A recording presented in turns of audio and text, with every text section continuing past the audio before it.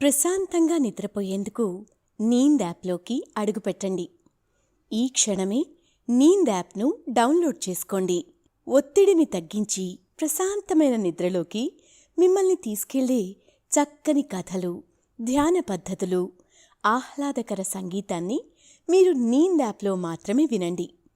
ఇవే కాకుండా పలు రకాల స్లీప్ ప్రోడక్ట్స్ అయిన sleep gummies, milk mix, sleep tea bags గురించిన సమాచారం తెలుసుకోవచ్చు. ఈ ప్రోడక్ట్స్కి మీరు బానిస అయ్యే అవకాశమే లేదు. వీటిని వాడడం వల్ల మీకు ఎటువంటి సైడ్ ఎఫెక్ట్స్ కూడా ఉండవు. సంపూర్ణంగా నిద్రపోయేందుకు ఇవి సహకరిస్తాయి. మీ నిద్రానుభవాన్ని మరింత మెరుగుపరుస్తాయి. నమస్తే, నా పేరు ఉమా.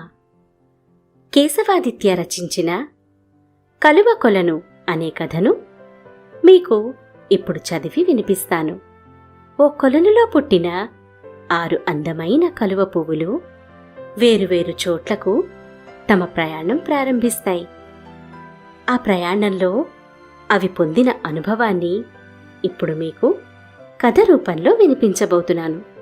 మండపాక గ్రామంలో హరిబాబు అనే 25 ఏళ్ల ఒక యువ రైతు తన పొలం వద్ద ఉన్న స్వచ్ఛమైన నీటి కొలనులో అందమైన కలువ పువ్వులు సాగు చేస్తూ ఉంటాడు.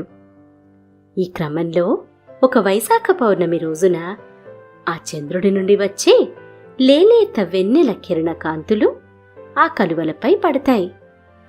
ఆ స్వచ్ఛమైన నీటి కొలనులో 6 కలువ పువ్వులు శ్వేతవర్ణంలో ముడుచుకొని ఒక మొగ్గవలే ఉన్న ఆ పువ్వులు చంద్రుడి నుంచి వచ్చే లేత వెన్నెల కాంతుల కారణంగా సంపూర్ణ పుష్పం వలె నిండుగా వికసించాయి. ఆ పౌర్ణమి సమయంలో ఆ చంద్రబింబం మధ్యలో తెల్లని పట్టుచీర నడుమ ఆకుపచ్చని అంచు ఆకుల మాదిరిగా ఏర్పడ్డాయి. ఒక్కసారిగా ఆ సుందరమైన దృశ్యాన్ని చూసిన రైతు హరిబాబు తెల్లని కనుగుడ్లు మధ్య నల్లని కనుగుడ్డులో ఈ వికసించిన పుష్పం కన్ను ఆర్పకుండా అలా చూస్తూ ఉండిపోయాడు. ఈ వైశాఖ పౌర్ణమికి జరిగిన ఈ విషయాన్ని తన భార్య లక్ష్మీకాంతతో పంచుకున్నాడు. మరుసటి రోజు ఉదయాన్నే సూర్యోదయానికి ముందే హరిబాబు తన భార్య లక్ష్మీకాంతకు రాత్రి చెప్పిన దృశ్యాన్ని ఉదయాన్నే పొలానికి తీసుకువచ్చి ప్రత్యక్షంగా తన భార్యకు కూడా చూపించాడు. ఆ దృశ్యాన్ని చూసిన తన భార్య ఎంతో ఆనందపడి, ఈ 6 కలువ పూలు మీరు జాగ్రత్తగా ఉంచండి అని హరిబాబుకు చెప్పింది. ఆ సమయంలో హరిబాబు కూడా సరే అని ఆ పువ్వులను చూస్తూ తీయకుండా అక్కడే వదిలివేశాడు. ఆ తర్వాత లక్ష్మీకాంత తన కాళ్ళకి శ్వేతవర్ణ కాంతులతో మెరుస్తూ ఉన్న పట్టీల శబ్దంతో ఏటిగట్టు వద్ద ఉన్న స్వచ్ఛమైన నీటి కొలనులో కలువ పువ్వులు కోయడానికి ప్రయత్నిస్తూ ఉండగా ఆ కలువ కొలనులో ఒక అందమైన రూపం తారసపడింది. ఇదేంటి, ఎవరు ఈ రూపం అని తన కనుగుడ్లను తన వేళ్లతో నలుపుకుంటూ 2 కళ్ళని పెద్దవిగా చేసి నీటిలోకి తొంగి చూసింది. ఆ చూసిన వెంటనే ఒక్కసారిగా పకపక నవ్వి మురిసిపోయింది. ఈ తెల్లటి కలువ పువ్వుల మధ్య నీ రూపం ఎంత బావుందే లక్ష్మీకాంత అని తనలో తాను నవ్వుకుంటూ ముంగురులు ముందుకొస్తున్న తన చిటికెన వేలుతో పైకి లాగుతూ మురిసిపోతూ అక్కడ ఉన్న ఒక్కొక్క కలువ పువ్వును తన చేతితో గట్టిగా పట్టుకొని కలువ పువ్వు కాడతో సహా తీస్తుంది. ఈ విధంగా అక్కడ వికసించిన 6 పువ్వులని కూడా తను కోసింది.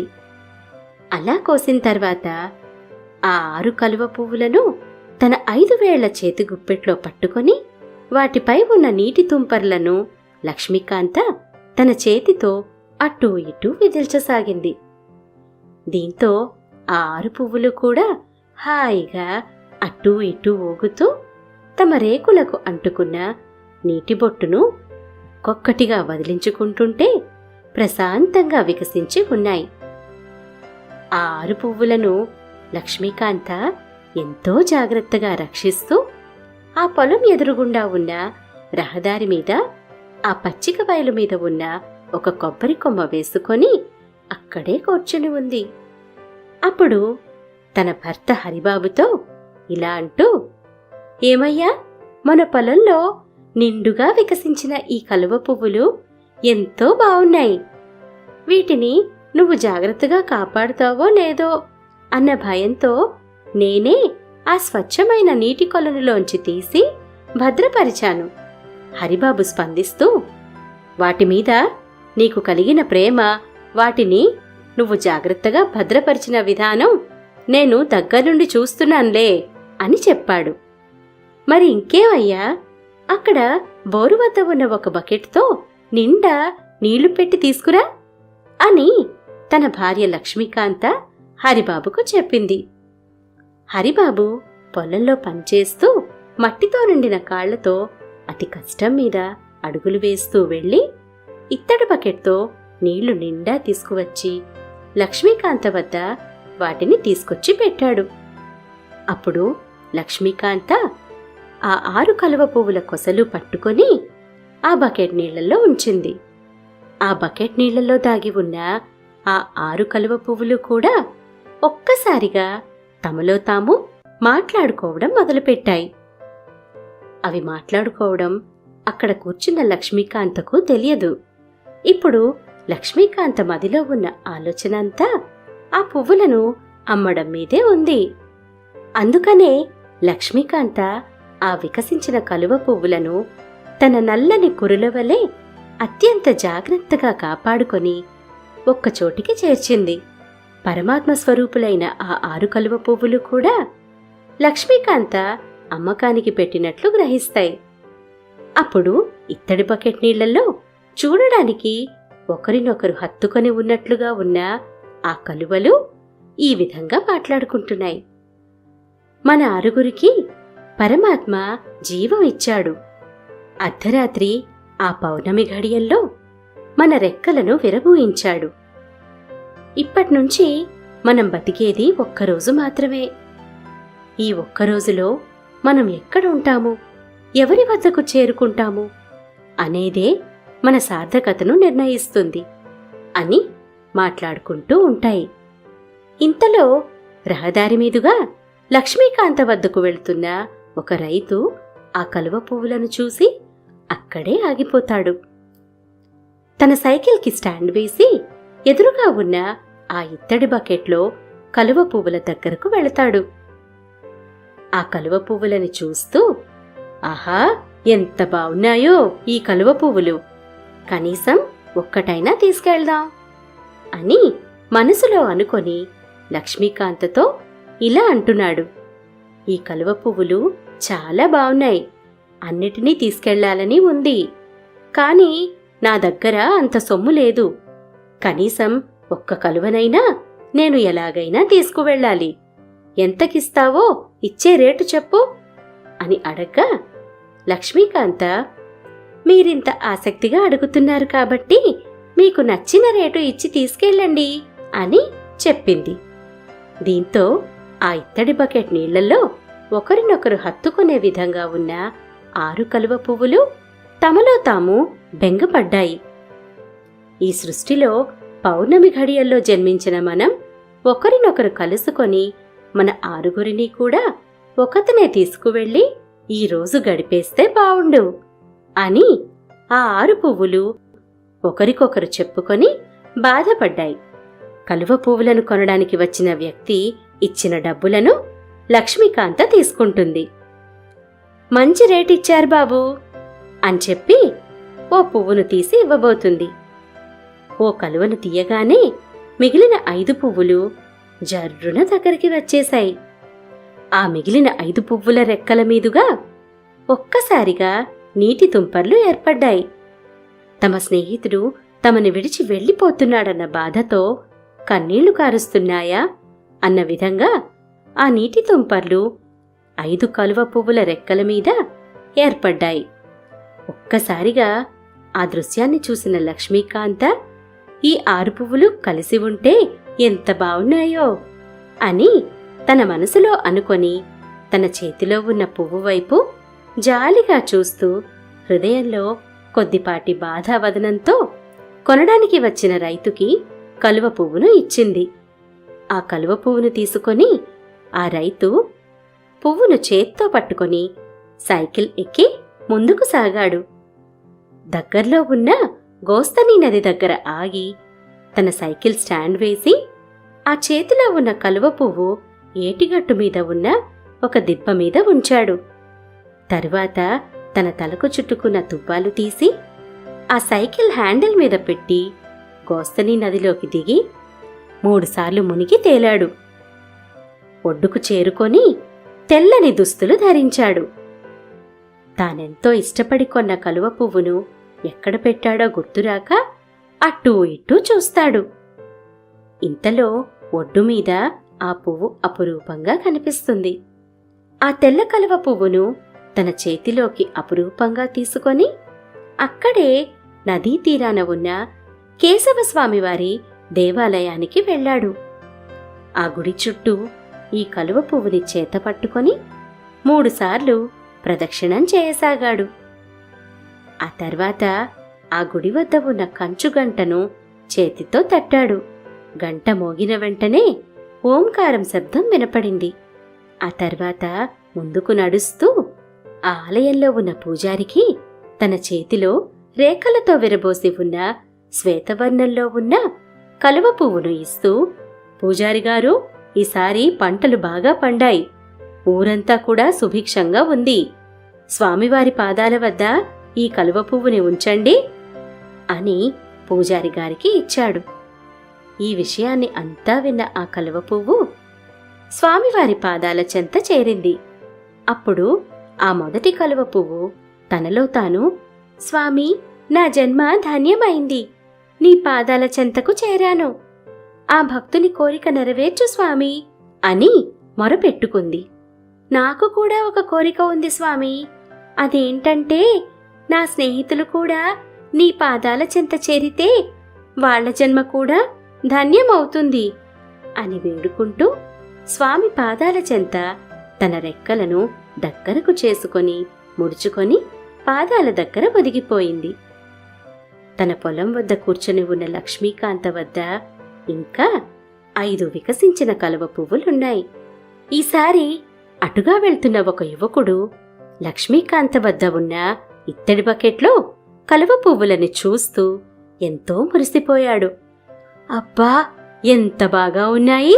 ఇందులో కనీసం ఒక్క కలువ పువ్వునైనా నా ప్రేయసికిస్తే ఎంతో సంతోషిస్తుంది అని తన మనసులో అనుకుంటూ బండి మీద వెళ్తున్న అతను ఒక్కసారిగా తన బండిని ఆపి లక్ష్మీకాంత వద్దకు వచ్చాడు. ఈ కలువ పువ్వులు నాకు చాలా బాగా నచ్చాయి, నా ప్రేయసికి ఇద్దాం అనుకుంటున్నాను అని లక్ష్మీకాంతతో అంటాడు. అప్పుడు లక్ష్మీకాంత, తప్పకుండా ఇవ్వండి బాబూ, మీకు తోచినంత ఇచ్చి తీసుకెళ్ళండి, నేను మీ దగ్గర ఎక్కువ చెప్పను అని అన్నది. అప్పుడు ఆ యువకుడు తనకు తోచినంత ఇచ్చి ఒక కలువ పువ్వుని తీసుకోబోయాడు.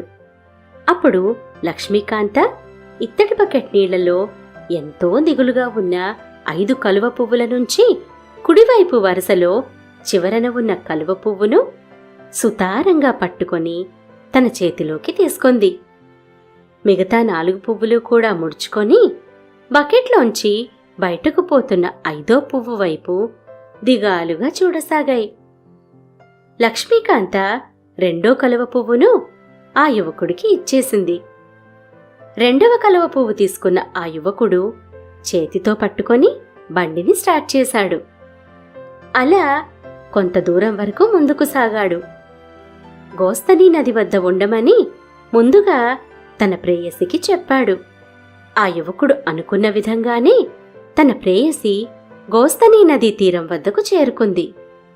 ఆ వెంటనే ఆ యువకుడు తన బండిని పక్కన ఉన్న రావి చెట్టు వద్ద నిలిపి శ్వేతవర్ణంతో వికసించిన ఆ కలువ పువ్వుని చేతితో పట్టుకొని అడుగులో అడుగు వేసుకుంటూ కళ్లను కిందికి దించుకొని కాలువ వైపు చూస్తూ లంగావోణి ధరించిన అమ్మాయి వద్దకు చేరుకున్నాడు. కనకాంబరమ్మాలను ధరించి ఆ నదీ తీరం వైపు చూస్తూ ఉన్న ప్రేయసిని తన తలను పైకెత్తి చూశాడు. ఒక్కసారిగా ఆ యువకుడు ఆ నేల మీద కొడుతూ తన పాదాలను శబ్దం చేస్తూ ఆమెకు సైగ చేశాడు. అప్పటి వరకు అటుగా చూస్తున్న ఆమె ఈ పాదాల తాలూకు శబ్దాల అదురుకు ఒక్కసారిగా వెనక్కి తిరిగింది. ఒక్కసారిగా వెనక్కి తిరగడంతో తాను ధరించిన కనకాంబరాల మాల చటుక్కున కింద పడిపోతున్న సమయంలో ఆ యువకుడు తన ప్రేయసి చేతికి ఈ తెల్లని కలువ పువ్వు ఇచ్చి కనకాంబరాలు తన చేత్తో పట్టుకున్నాడు. ఈ విధంగా ఆ రెండవ కలువ పువ్వు ప్రేయసి చెంతకు చేరింది. తర్వాత ఆ కనకాంబరాలు ఆమె చేతికి ఇచ్చాడు. ఆమె యథావిధిగా తన నల్లటి కురుల మధ్య ఈ కనకాంబరాలు ధరించింది. ఈలోపు ఈ కలువ పువ్వును ఆ యువకుడికి ఇచ్చింది. అప్పుడు ఆ యువకుడు ఆమెను చూస్తూ, నేను రమ్మన్న వెంటనే ఈ గోస్తని నదీ తీరానికి వచ్చావు. ఇంకా నా మనసులో మాట చెప్పే సమయం ఆసన్నమైంది. ఇప్పుడు చెప్పకపోతే ఇంకెప్పుడూ చెప్పలేను అన్న భయం కూడా నాలో లోపల తొలిచేస్తోంది. అందుకే నీకు చెప్పేస్తున్నా. ఇప్పుడు నేను నీకు ఈ కలువ ఇస్తున్నాను. నేను గనక నీకు నచ్చినట్లయితే దాన్ని ఆ పక్కనే ఉన్న కేశవస్వామివారి గుడిలో ఇవ్వు. లేకపోతే ఇక్కడే ఉన్న ఈ గోస్తని నదిలో విసిరేయ్ అని ఆ యువకుడు తన ప్రేయసికి చెప్తాడు. నువ్వంటే ఇష్టం కనుక ఇక్కడికి వచ్చాను. ఇక నుంచి నా ప్రయాణం నీతోనే అని చెప్పి యువకుని చేతిలో నుంచి కలువను అందుకుంటుంది. అక్కడి నుంచి ఇద్దరూ ఆ గోస్తని నదీ తీరానికి సమీపంలో ఉన్న కేశవస్వామివారి ఆలయం వద్దకు చేరుకున్నారు. ఆలయం చుట్టూ 3 ప్రదక్షిణలు చేసి అక్కడ ఉన్న పూజారి గారికి ఆ యువకుడు తన ప్రేయసి ఇద్దరూ కలిసి ఎంతో ప్రేమతో ఆ కలువ పువ్వును స్వామివారి వద్ద పెట్టండని పూజారికి ఇస్తారు. మా ప్రేమను పెద్దలు అంగీకరించరు. అలా అని మేము తప్పు చేస్తున్నట్లుగా భావించట్లేదు. మేము కలిసే అడుగులు వేస్తాం. నీ ఆశీస్సులు ఎప్పుడూ ఉండాలని ఇద్దరూ స్వామివారిని కోరుకున్నారు. స్వామి పాదాల చెంతకు చేరిన రెండవ కలువ పువ్వు ఆనందానికి అవధులు లేవు. ఎందుకంటే అంతకుముందు అక్కడకు చేరిన మొదటి కలువను చూసి ఎంతో ఆనందపడింది. అప్పటి వరకు స్వామివారి పాదాల చెంత రెక్కలు ముడుచుకొని దిగాలుగా ఉన్న మొదటి కలువ పువ్వు రెండవ కలువ పువ్వుని హత్తుకుంది. ఈ విధంగా ఒకరినొకరు ఆనందంగా చూస్తూ జన్మ చరితార్థమైందని భావిస్తూ మూడవ పువ్వు కోసం ఎదురుచూస్తున్నారు. ఇంతలో లక్ష్మీకాంత వద్దకు స్కూల్ బ్యాగ్ తగిలించుకొని ఒక చిన్న పిల్లాడు వచ్చాడు. తలకి శుభ్రంగా నూనె పట్టించి పాపిడిని కుడివైపుగా దువ్వుకొని నోటిలో ఉన్న పళ్లను బయటపెట్టి కలువ పువ్వుల వంక చూస్తూ నవ్వుతున్నాడు. అప్పుడు లక్ష్మీకాంత, ఏరా అబ్బాయి, ఏంటి అలా చూస్తున్నావ్? ఆ కలువ పువ్వులు కావాలా ఏంటి అని అడిగింది. ఆ పిల్లవాడు ఏమీ మాట్లాడకుండా అలాగే చూస్తున్నాడు. సరే, ఈ కలువ పువ్వు తీసుకో అని ఎటువంటి ధనాపేక్ష లేకుండా మూడవ కలువను ఆ పిల్లాడి చేతిలో పెట్టింది. ఆ పిల్లవాడు నిష్కల్మషమైన చిరునవ్వును చిందిస్తూ అక్కడి నుంచి కదిలాడు. ఆ కలువ పువ్వుకున్న పొడవాటి కాడను పట్టుకొని అటూ ఇటూ తిప్పుతూ దాంతో ఆడుకుంటున్నాడు. ఇంతలో ఎదురుగా వాళ్ళ టీచర్ కనబడింది.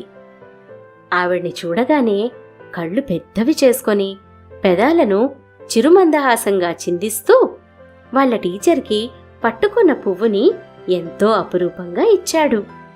ఆ కలువ పువ్వును తీసుకున్న టీచర్ గోస్తని నదీ తీరం వెంబడి ఉన్న గురుకుల విద్యాలయం వివేకానంద విద్యానికేతన్ వైపుగా వెళ్ళింది. సెలవుల తర్వాత ఆ రోజే స్కూల్ ప్రారంభమవుతున్న సందర్భంగా గుడికి వెళ్ళింది. పూజారిగారు, ఈరోజే మన పాఠశాల పునఃప్రారంభం అవుతోంది.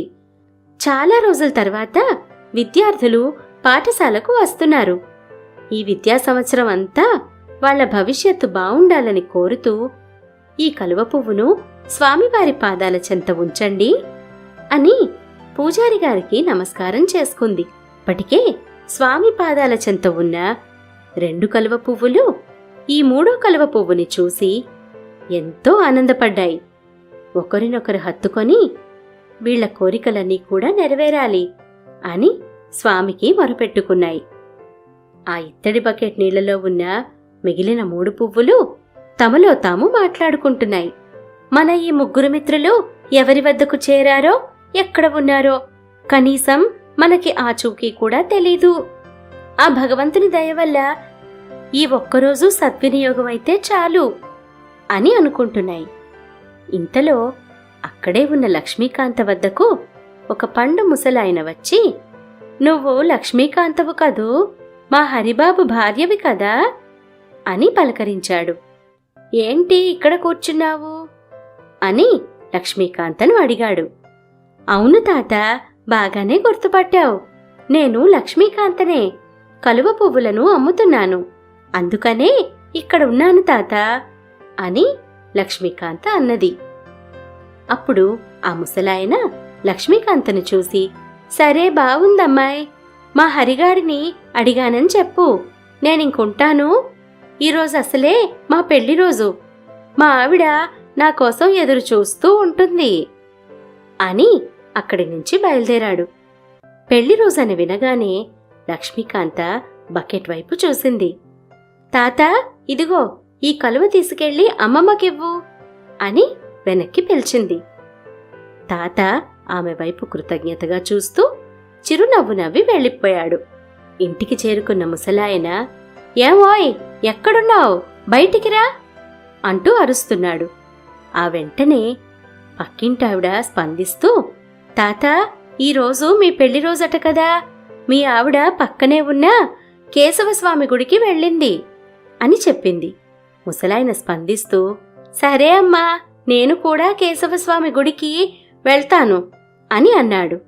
ఆ ముసలాయన తన చేత్తో కలువ పువ్వుని పట్టుకొని పక్కనే ఉన్న కేశవస్వామి గుడికి అడుగులో అడుగేసుకుంటూ నడుచుకుంటూ బయలుదేరాడు. గుడి గోపురంలో అడుగు పెట్టే ముందు కిందకి వంగి ఆ కలువ పువ్వు పట్టుకొని గడపకు నమస్కారం చేశాడు.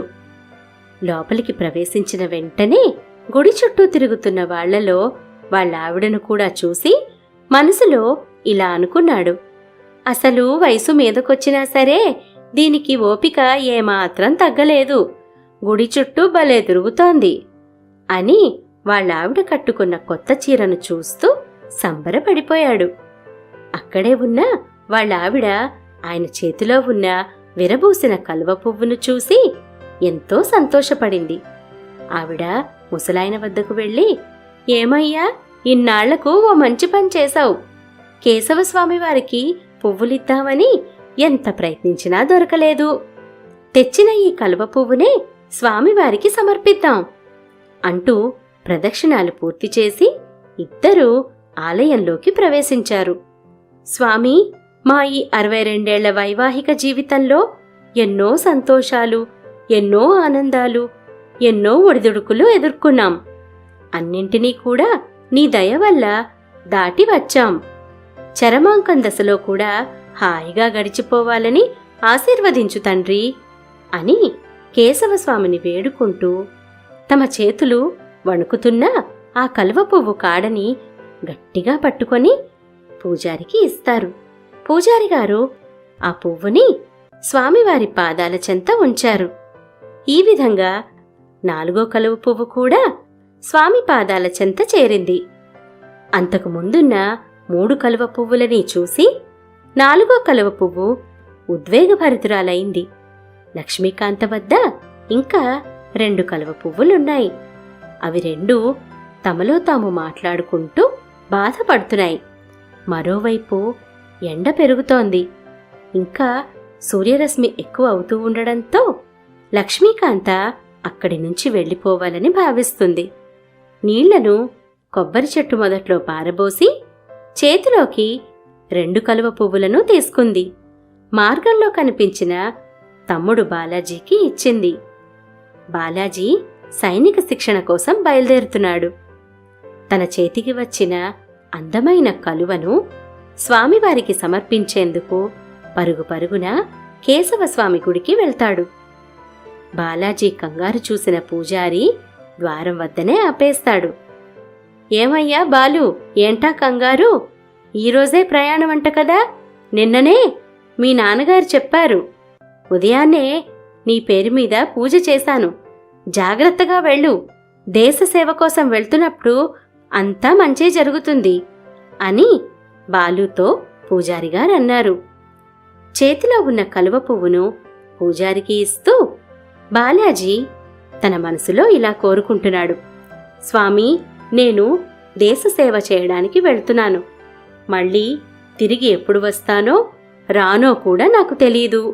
ఒకవేళ నేను యుద్ధంలో వీరమరణం పొందినట్లయితే నా కుటుంబాన్ని జాగ్రత్తగా రక్షించు స్వామి అని కోరుకొని మళ్ళీ ఇంటికి పరుగులు తీస్తాడు. ప్రయాణానికి ఆలస్యమవుతోందని ఇంట్లో అందరూ కంగారు పడుతున్న తరుణంలో లక్ష్మీకాంత కంగారుగా తన చేతిలో ఉన్న చిట్ట చివరి కలువ పువ్వుని తీసుకొని బాలుని పిలవడానికి కేశవస్వామివారి దేవాలయంలోకి వచ్చింది. అప్పుడు అక్కడికి వచ్చిన లక్ష్మీకాంత కేశవస్వామివారి పాదాల చెంత ఉన్న 5 కలువ పువ్వులను చూసి ఒక్కసారిగా తన కళ్లలో నీళ్లు గిర్రున తిరిగి అక్కడే కళ్ళు తిరిగి పడిపోయింది. అప్పుడు అక్కడున్నవాళ్లు ఆమె నోట్లో తీర్థం పోసి లేపుతారు. లక్ష్మీకాంత కొద్ది సమయానికి తేరుకుంటుంది. నేను ఈ కలువ పువ్వులను పౌర్ణమి కాంతుల్లో ఎంతో అపురూపంగా చూసుకున్నాను.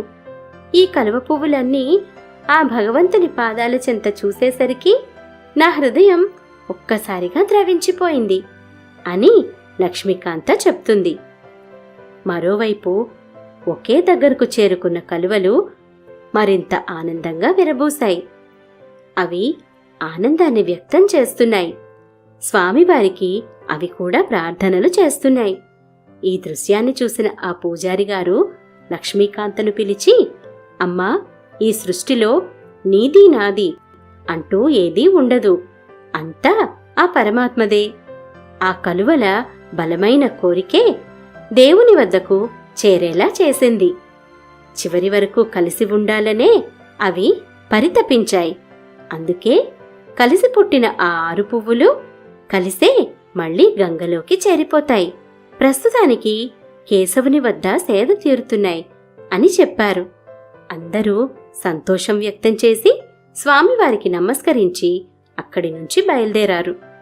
లక్ష్మీకాంత బాలుని సాగనంపింది. ఆ రోజు రాత్రి పడుకునే ముందు తన భర్త హరిబాబుతో లక్ష్మీకాంత ఆ జరిగిన విషయం చెప్పుకొని సంతోషపడింది. ఆ మరుసటి రోజు ఉదయాన్నే ఈ 6 కలువ పువ్వులు కూడా తమ భౌతిక దేహాన్ని విడిచిపెట్టి తమ జీవనాన్ని పరమాత్మలో ఐక్యం చేసుకున్నాయి. స్వామివారి సేవలో తరించి భక్తుల కోరికలు విన్నవించి స్వామి పాదాల వద్ద వడిలిపోయిన ఆ కలువ పువ్వులను పక్కనే ఉన్న గోస్తని నదిలో పూజారి కలిపివేశారు. ఈ విధంగా కలువ కొలనులో మొదలైన ఈ కథ గోస్తని నదితో ముగిసింది. ఇప్పుడు మీరు ప్రశాంతంగా నిద్రలోకి జారుకోండి.